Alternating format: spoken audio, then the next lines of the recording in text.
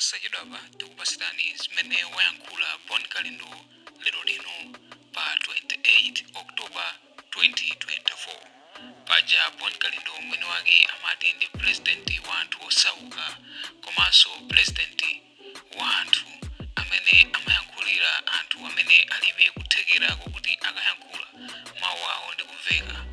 Ndipo bungwe lawo ndilotchedwa Malawi First kapena kuti Malawi Pasogolo. Ndipo lero lino Bon Kalindo wayankhula motere. Takhala ndipompo ndipo tamvetsa. Lero pa 28 Oktoba 2024 ndikufuna ine ngati president wa anthu osauka oyamba muno Malawi ndiyambe ndi chenjezo kupita kwa munthu wina amene last week atapezeredwa kuti ndi iyeyo amene ali behind a fake Facebook account akupitirirabe kumalankhula kumacheza ndi anthu pa Facebook ngati ineyo. Ndikufuna ndikuwuzeni kuti achimwene kunja kungade motani kumacha utabisala motani utapanga zolakwika motani umazapezereredwa siku lina. Ndipo ndikufuna ndikuwuzeni kunena kuti achimwene mukapitiriza kumapangabe zimene mukupangazi siku lina kuzacha ndipo ndizakupezani. Ndafuna ndikupaseni chenjezo kunena kuti pa zimene zonse mukupanga inenso ndine munthu ndimafika potopa. Ndikukuziwani bwinobwino kumene mukuchokera pakwanu, ndikuziwapo kuzomba kwa namasalima. Chimene chiti chikuchitikire siku lina usazandifuse. Ndafuna ndikukupasa warning yomaliza kunena kuti wayambanonso pano kumatenga nambala yanga ukacheza ndi anthu aja ndi akakufusa kuti kodi tingalankhulane pa phone kapena pa WhatsApp, ndiyeno ukumatenga nambala yanga ndikuwapasa anthu aja. Amalawi ndalandira mafoni ochuluka weekend imeneyi kuchokera kwa anthu osiyanasiyana kuti apasidwa nambala yanga kuzera pa Facebook, ndipo amakambirana enawo ati amakambirana nawo za ngozi ya ndege imene inagwera kuti iyeyo Bon Kalindoyo wa pa Facebook yo ali ndi umboni onse imene chilima anafera. Komanso wina anandiyimbira kunena kuti ati amakambirana naye Bon Kalindoyo zokongozana ndalama. Komanso anandiyimbirapo munthu wina kunena kuti iyeyo Bon Kalindoyo ali ndi ma connections akunifi. Ndafuna ndingopereka warning kwa inu wa Malawi kunena kuti ine ndilibe Facebook account. Ngakhale munthu yakukupasani nambala yanga sopano kusiya nambala yake imene inaululidwa last week, munthu amene yoyo ndi wa fake, ndi chigoba. Koma lilipo siku lina limene ndizamupeze, komanso lilipo siku limene likubwera limene choyipacho chizamupeze. Ndipo usazandifuse chimene chizakuchitikirecho, usazabwere pa khomo panga, chifukwa ndizakhala kuti pamene popo ndawoloka red line, ndadusa red line, ndipo palibenso kubwerera. Chenjezo langa lachiwiri likupita kwa wamkulu woyang'anira zisankho muno Malawi komanso wamkulu wa National Registration Bureau. Ndikufuna ndikuchenjezeni inu akuluakulu awiri kunena kuti ngati zisankho za 2025 zizakhale zisankho zosakhala bwino, zisankho zoonongeka, ndiye kuti mwaononga ndi inuyo. Ndafuna ndikuwuzeni kuti Amalawi will put their anger on you. Amalawi azakwiyananu kwambiri if you are not making your house in order. Anzanu wena mbuyo muwapangisapo zisankho koma sanapangisepo zisankho za manyaka, zisankho zimene zili ndi chikhalidwe chovunda ngati mmene mukupangira inuyo. Ineyonso ndafuna ndikupaseni chenjezo kunena kuti akhoti analamula wiki yatha lachisanu kunena kuti aliyense sopano akalembese. Ndipo ndikupempheni Amalawi kunena kuti akuti aliyense akalembese, makamaka amene mulibe chanzika mupite mukalembese malo omweyo pamene pali wa Mexico. Koma zomvesa chisoni kunena kuti anthu onse amene apita kukalembesa khoti litalamula weekend akumayankhidwa kunena kuti zimenezo ndi zakukhoti ife sizikutikhuza. ife tikudikira mabwana athu, ife zimene zozo sizikutikhuza sitinalandire ripoti ina liliyonse, musatinyase nazo ife machini athu sanatiuze kuti tizilemba anthu chanzika. Iyi ndi nkhani yomvetsa chisoni komanso kuderera khoti litalamula kunena kuti anthu azikalembesa malo omwewo chanzika, malo omwewonso azikalowa mukaundula wa chisankho chimene chikubwera. Akuluakulu awiri wakumeki komanso waku NRB auza anthu awo malo molembesera monse kunena kuti azikana zimenezi. Imeneyi ndi contempt of court.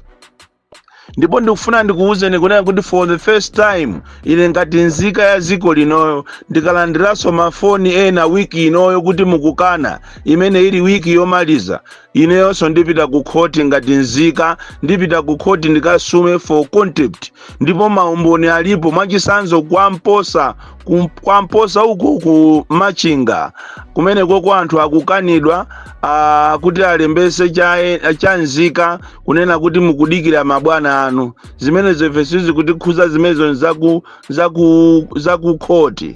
Kumulanje malo osiyana-siyana, kumangochi malo osiyana-siyana, kumachinga liwonde chimozimozi, kubalaka malo ambirimbiri anthu akukanidwa kuti alembese cha nzika chifukwa chonena kuti ati akudikira mabwana awo. Kumpoto chimozimozi pena ndipaja palupaso pamene pabedwa zipangizo zonse za meki komanso za NRB zabedwa, apolisi ali pompo. Ichichi ndi chinthu chomvetsa chisoni. Andipena kumafunsa kuti kodi zisankho za 2025 ziliko kapena kulibe. Chifukwa tungati zisankho zikulibe kunali bwino kungonena the way you are handling these affairs ndizodabwisa kwambiri for the first time in Malawi kunena kuti kodi zisankho zimenezi zikuyenda bwanji, zili ndi a lot of irregularities, a lot of gray areas. Ndiye kumafunsa nkumandi kodi zisankhozi ziliko kapena kulibe. The way mmene mukupangira leaves a lot to be desired. So musanyase a Malawi, musatinyase kuti lizivutika muziko lawo mphawi ndi kale, ziko limene lili ndi mavuto ndi kale, ndiye muzitivutisanso. Inuyo ngati musakudziwa mwina mudziwe kunena kuti Malawi sakukufunani, ndiye musazikakamizire pa Malawipo chifukwa Malawi sakukufunani. Pangani zothekera kuti mupangise chisankho cha free and fair. If you are not doing it, Malawians will come for you. Izizi tikuchite niwoni, ndipo sitikukunyengerera niso iyayi. Ineyo ngati ineyo, ine ndiye Samaopa iyayi. Kaya ati muli ndi anthu ena ake amene mwatumiza ku MCP kokupha anthu, ndiye ndimadabwa kuti kodi anthu samandipeza ine bwanji. Ndi uchisiru weniweni inu achipani cha MCP kuti lero muzikabweresa tera muno Malawi. Nthawi imeneyo idapita kale kuti muzikabweresa muno tera muno omwe muli democracy. Izi zachitika kwa Nsundwe Zulo ndi nsewu ochokera ku Kasungu kuyika ma road block. At this hour, in this era, kumakayika ma road block kumachinga anthu. Ma road block amayenera aziyikidwa ndi apolisi kapena ame, koma lero ino akuluakulu wa MCP mukulola anyamata anu mutapasa ma 2000 kumayika ma road block kumamenya anthu. Kodi funso ndilonena kuti kodi aliyense anati ayambe wa chigawo chakumpoto kuyika road block, achigawo chakumwera kuyika ma road block, achigawo chaku Eastern Region kuyika ma road block? Kodi inu a MCP mukapanga kampeni kumwera, mukapanga kampeni ku Eastern Region, mukapanga kampeni kumpoto? Ndi uchisiru weniweni kumaona anthu ovala masuti yawo omachedwa kuti ati madokota chakuti amadigiri yawo koma miti yawo mulibemo kanthu kena kalikonse. Ndikufuna ndikuwuzeni inu a MCP kuti analipo anzanu wamphamvu zochuluka zoopsa koma anatha onse anamwalira. Ena onso tikunena panopa ndi osauka kwambiri. So pano musakhale blinded ndi ndalama zokuba kuti muzigwirisa ntchito achinyamata molakwika. Izi zachitika kwa Nsundwezi ndizomvetsa chisoni muziko la democracy. Sinayembekezere kuti lero mmene siku lilili kapena nyengo ilili muziko munomo wina ake amanga auzi achinyamata kuti kaikeni malodi buloko mwachinge awa a DPP akapita ku nsonkhano muziye amenya. Ndipo I don't know kuti kodi sikuchitika chindi chani. Ndikupempheni inu a opposition muziyenda okonzeka kwina kuli konse chifukwa awawa sakufuna za ulemu. Ndipo iwo watu asamaone ngati muziko munomo omenya ndi iwo okhawo kapena kuti anyamatawo ndiye omenya. Aliko anthu omenya amangokupa sani ulemu, koma aliyense anati aziyamba kumenya. Iyi ndi imene imatchedwa kuti civil war. Mukamva kuti maiko ena kunayambika nkhondo imayambika because of this system, chikhalidwe chopusa kwambiri cha anthu aku MCP. Nditu minister kuyamba kuyenda kuchokera kusalima kunchisi kunchinji ndikumauza anthu kuti osalola kuti kunoko a opposition azizapanga ku misonkhano. Kumauza ngakhale ma TA mazibusa minister, a full minister. That is completely nonsense. And ine sinayembekezere kuti you are such type of a man kuti mungamaka pange zimene zozo mmene iwe ulili minister iweyo ukuziziwa pali iwepo ukuziziwa iweyo. Unali ndani iweyo kale lijalo kwa vumbwe uko unali ndani.